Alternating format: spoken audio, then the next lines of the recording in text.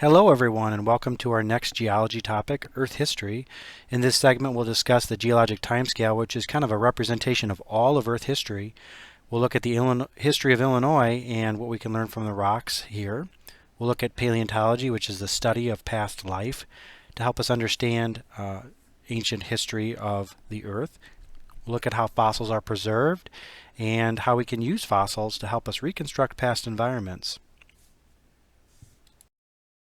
Let's first begin with the geologic timescale. The geologic timescale is an arrangement of all rock layers from oldest to youngest, representing all rocks and fossils studied up to this point. Geologists all over the world have done studies, particular studies on specific areas, and those studies have all been gathered up and given us information about the history of that area and also of that time period to help build this geologic timescale. And so it really represents everything that we know up to this point. It's divided into chunks of time based on appearance, dominance, and disappearance of species. The biggest chunk of time in the geologic timescale is called an eon. And the eons are representing what we would kind of call the major chunks of time. The Hadean eon is the first one. That represents the Earth's formation. The Archean eon is where we first start to see life in the rock record, particularly bacteria, i.e. the Archean name. Proterozoic is when we start to have little critters, single-celled and multi-celled organisms begin to develop, and it's not until then we get to the Phanerozoic Eon where we have life. Zoic means life, and so macroscopic life that we see in the fossil record comes from the Phanerozoic. Each eon is broken down into smaller periods of time called eras. Before the Phanerozoic, we have each of the eons broken up into late, middle, and early eras.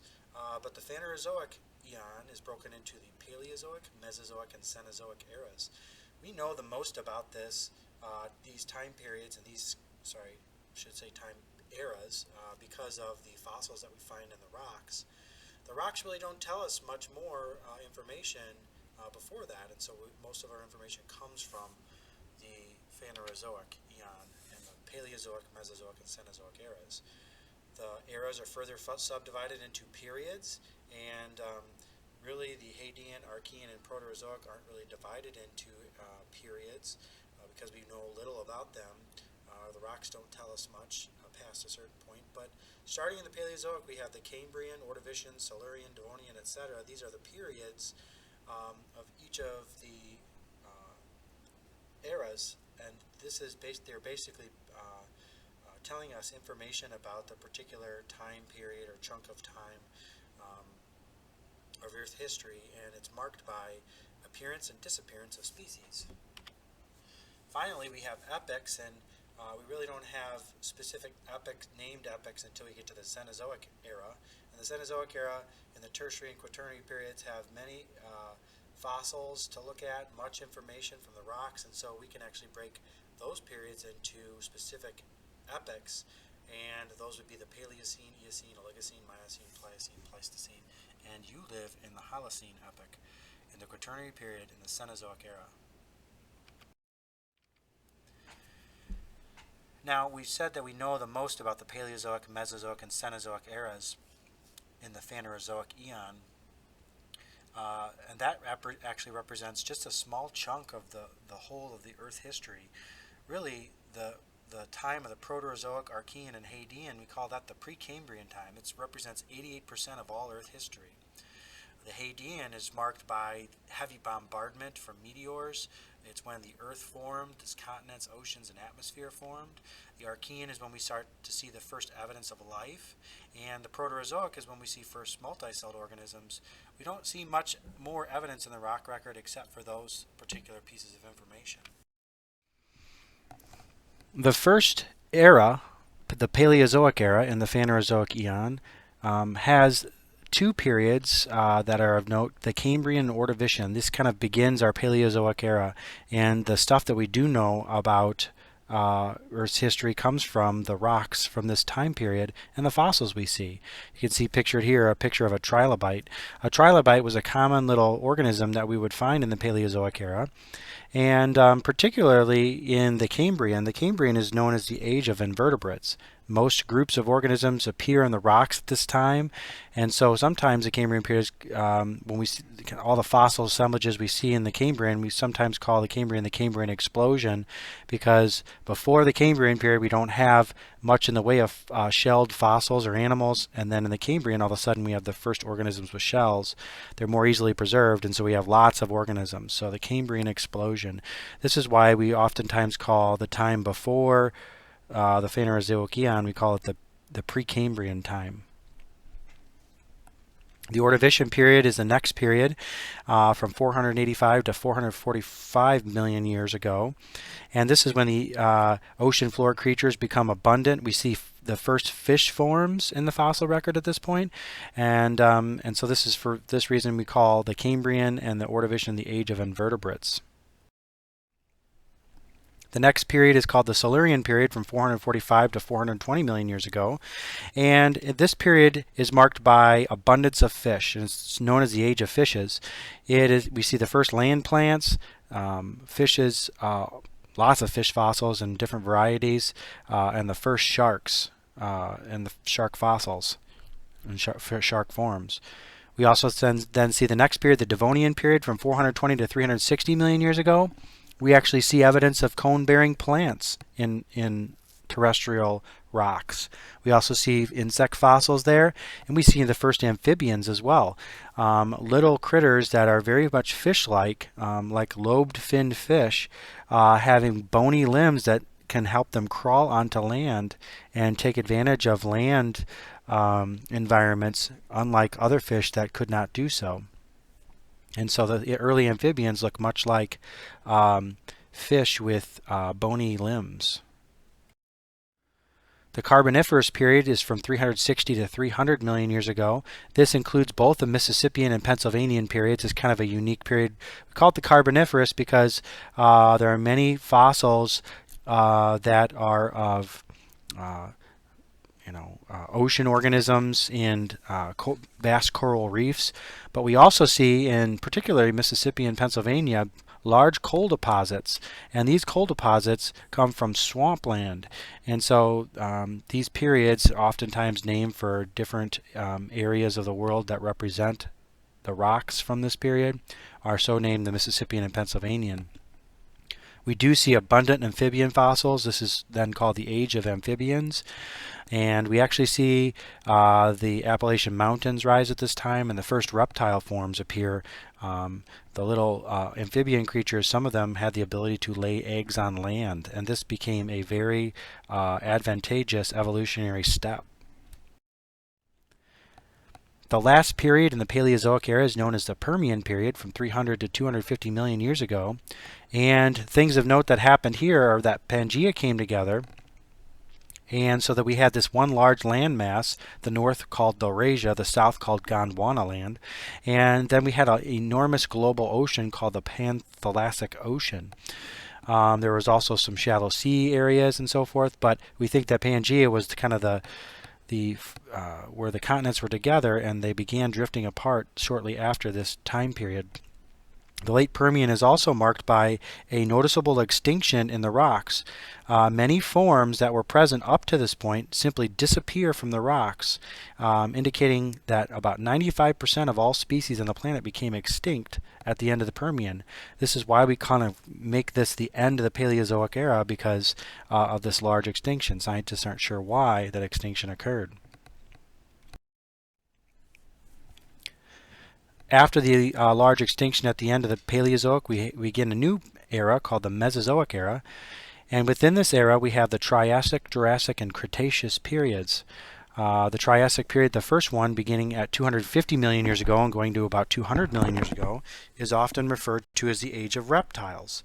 And the reason this is because we see many reptile fossils in the fossil record. We see the first dinosaur forms, and actually some of the little reptile thingies turned into some things that resemble early mammal forms as well. And so we often attribute the Triassic to when the first mammals appear and the first mammal forms appear in the rocks. At this point, Pangaea begins to break up and the Atlantic Ocean begins to form, and this is our Triassic period.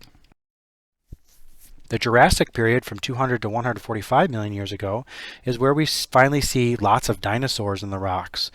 Dinosaur fossils are abundant, and so dinosaurs are dominant. We actually see the first fossils of flying reptiles as well, and first bird forms. There are fossils, as you see like on the picture on the bottom left there, where we see the bony structure of a bird-like animal and the impression of wings. And so there's some pretty amazing finds there indicating that the first bird forms came. And it's thought that those first bird forms were actually migrated from or evolved from theropod dinosaurs like your velociraptors that you might see in Jurassic Park. It's thought that they're related to birds. So when you see birds flying around, you can think of dinosaurs, particularly meat-eating theropod dinosaurs, the ones that ran on two legs and were terrors and predators. The Cretaceous period is the last period in the Mesozoic era from 145 to 65 million years ago. We actually see the first flowering plants and insects that pollinate flowering plants like bees appear in this time period. We, of course, know that the Cretaceous period had lots of large dinosaur forms, and when you become a large animal, you become very specialized to your environment.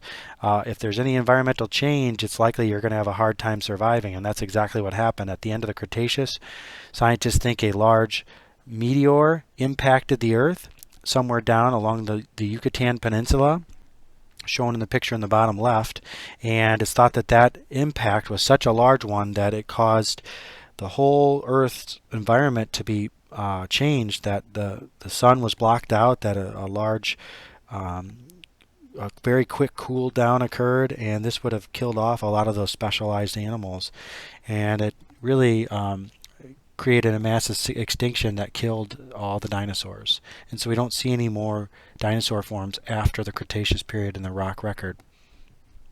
Another thing of note in the Cretaceous is that it was much warmer in the Cretaceous than it was today, and so the current shoreline that we have today was very much further north, and as you can see, the picture shows that the late Cretaceous shoreline was way up into southern parts of Illinois, and so we actually have some oceanfront property fossil rocks in the southern tip of Illinois. The Tertiary period is the first period in the Cenozoic era from 65 million years ago to 1.8 million years ago, and in this period we see large mammal forms start to be abundant, and we note that mammals are the most dominant species during this time, and so the Cenozoic era is often referred to as the age of mammals. Large mammals like saber-toothed tigers appear, as you see pictured on the right there, and we actually see great evidence of horses evolving from smaller forms to the larger forms they are today, among many other sorts of great fossil assemblages that we find throughout the rocks in the Tertiary period.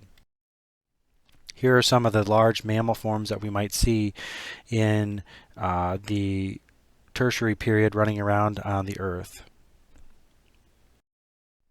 The Quaternary Period is what's from 1.8 million years ago to the present, and it's mostly marked by the appearance of humans. Early humans appear in the rocks at this time, and so this is named, kind of begins its own period. And you can see the fossil assemblages of humans from 5 million years ago. The humanoid forms that we see, we call them Australopithecines, until we get to Homo. Homo habilis would be the first ancient relative of humans that we find appearing in the rocks near 1.8 million years ago, and then modern Homo sapiens appear, indicating that we kind of have a new species that's dominant on the planet. And we are currently in the Cenozoic Era, Quaternary Period, and Holocene epoch, and that's the one we live in. The Quaternary Period also is marked by glaciations and interglacial periods. So the Earth has been going into glacial mode and interglacial mode for the last 1.8 million years, but actually it's been doing so. There's evidence in the rocks that this has been happening since the Earth really began. The Earth actually goes through cooling periods and warming periods naturally. Let's see what the rocks in Illinois can tell us about Illinois history. The history of Illinois is given to us by the rocks that we see, the bedrock that we see. And you can see a picture of the Bedrock Geology here in the slide. On the right, you can see the pinks and purples there, and a little bit of orange and yellow, are indicative of rocks that are about 400 million years old. These are Ordovician and Silurian age rocks. Many shelled fossils are in this vicinity, which indicates possibly that Illinois is submerged underwater and providing a shallow sea environment for many shelled creatures. At about 300 million years ago, the greens that you see in the picture there are indicative of land being covered with vast swampland. And so we think that Illinois was covered by vast amounts of swampland that eventually died and got buried, and there created actually many coal layers in central and southern Illinois. But nonetheless, these are Pennsylvanian and Mississippian age rocks, so we think that this vast swampland occurred sometime around 300 million years ago. And at about 100 million years ago, we note that there's a tiny sliver down in the southern part of Illinois where we see evidence that there was a shallow sea. Coral deposits can be found there. No dinosaurs per se, but we do know that this was oceanfront property back in the late Cretaceous. Starting at about 2 million years and coming to the present, we have evidence of the top layers of rock, and this is kind of the stuff that the glaciers left behind. If you kind of clear all the stuff away, we see what we saw on the last slide, the bedrock of Illinois. But the glaciers did come through, and as they came through, they dumped a bunch of material down on the surface of Illinois. The pink stuff represents the Illinoisan glaciation, and the green stuff represents the Wisconsin glaciation, and both of those deposited till, which is anywhere from silt and clay sized particles to pebbles to boulders. It was just what the ice carried and dropped off when it melted. There's outwash areas, which is just sand and gravel, areas where the glacier was draining. And there are loess deposits, wind-blown fine silt that blew off the tops of glaciers and peppered the landscape. Much of this material actually creates good farming soil. It's had lots of time to kind of develop nice layers and fertile ground for farmers to grow crops in. Let's discuss the study of past life, paleontology. Paleontology is the study of fossils and past life. It helps us learn about Earth's past. It's done by paleontologists. As you can see pictured here, they're on a area excavating this dinosaur find. Looks like a nice theropod dinosaur there, perhaps a velociraptor. Fossils are any evidence of past life. They're found in sedimentary rock. We don't really find them in igneous or metamorphic rock. Why do you think that is? Well, igneous rocks are formed from the cooling of magma or lava, so you're not going to find many organisms there, the remains of organisms there. And metamorphic rocks are the result of heat and pressure. If there were fossils in a rock undergoing metamorphism, they would be destroyed. In fact, when you see marble, for example, you often see the swirly, beautiful kind of texture to marble. Those swirls and layers, those are actually fossils that were pressed out and destroyed in the metamorphism process. To become a fossil, it's really helpful to be buried very quickly. Usually hard parts are mostly preserved. The soft parts usually dissolve away, but in some instances the soft parts can be preserved as well. Example fossils might be a leaf imprint, or a dinosaur footprint, or bat droppings in a cave, or just the skeleton of a past organism. Let's talk about how fossils are preserved. Now, there's really not many good ways to preserve the soft parts of an organism, but there are a few. You can see pictured here, this bee is encased in amber. It's essentially tree sap. If a bee gets caught in tree sap and it gets trapped, the rest of the tree sap can kind of go over it, and it leaves behind little fossils. The Jurassic Park movies used this and utilized this idea in extracting dinosaur DNA from mosquitoes encased in amber. Organisms can be mummified. They can be dried out to the point where some of their soft tissue remains. They can be caught in areas that freeze, in glacial areas, and sometimes when petroleum reaches the surface, it creates a mucky tar that organisms can get caught in and eventually encased in. Some way that hard parts can be preserved are following here. The first type is called petrification. This is where minerals come in and replace the original parts of an organism. This organism, a tree trunk here pictured, used to have wood, but that wood was dissolved away, and minerals came in and replaced the dissolved away parts, and so it kind of leaves the texture of the original tree. Another way to preserve a hard part would be to create a mold. This is a shell imprint as an example here. If you leave behind an imprint of a fossil, this is a mold. When the imprint of a fossil or a mold is filled in with minerals, that's a cast. And so this is another way in which a fossil replica can be produced. This is a cast of a trilobite, a common organism in the Paleozoic.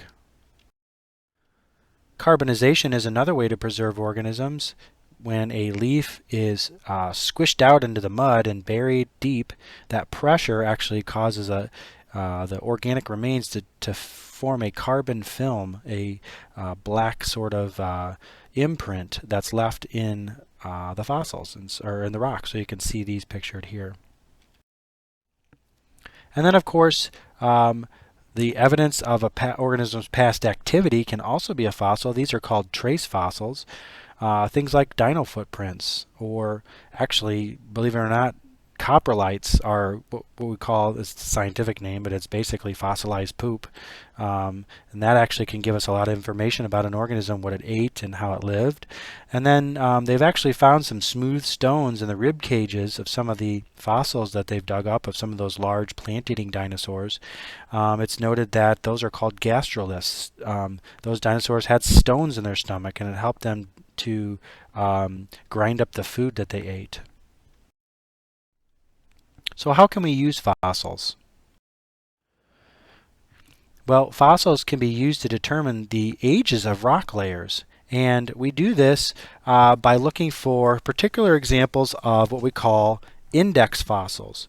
Index fossils are fossils that are easy to recognize, like, for example, pictured here, the trilobite and ammonite. There are no other organisms that look like them. They're found all over the world, and if you have an ocean organism like one of these two, it is easily found all over the world because it's present in most oceans. And the index fossil is usually present for just a short amount of geologic time. If this is the case, then if you find a fossil that's an index fossil, you can tell what time period that fossil is from. For example, trilobites only live from 550 to 245 million years. We don't see any trilobites after that. And so if you have a fossil of a trilobite, you know your rock is a Paleozoic rock. Same thing for ammonites. They only lived during the Mesozoic from 200 to 65 million years ago. So if you have an ammonite, you know you have a Mesozoic rock. And if you can think of an example of a trace fossil that would be a good one today, an organism that's found all over the world and it's quickly buried, its remains are usually well preserved. Humans would make a great index fossil for the last 2 million years or so. Fossils, of course, provide important clues about climate and environment. There are for example, alligator fossils found in Canada, and this tells us that Canada hasn't always been cold, that plate tectonics has perhaps moved Canada to its current northerly location, but at some point Canada, northern Canada, must have been closer to the tropics because we do find alligator fossils there. Similarly, there are tropical plant fossils found in Antarctica, and also theropod dinosaur fossils have been found in Antarctica. This picture is from Augustana. It is a Cryolophosaurus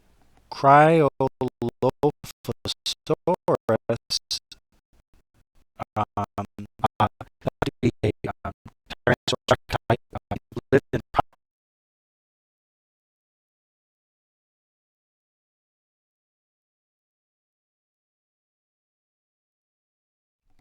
So that's a look at Earth history and what we've put together from all the work we've done. Different geologists and scientists have done to gather information about particular areas of the world and put it all together in an overall comprehensive quick look at Earth history. We looked at the history of Illinois and what the rocks can tell us about that, and how paleontology uses fossils to help us to get to what happened in Earth's history. So thanks for listening today. And it's a shorter one today, and I'll talk to you next time when we look at fossil fuels.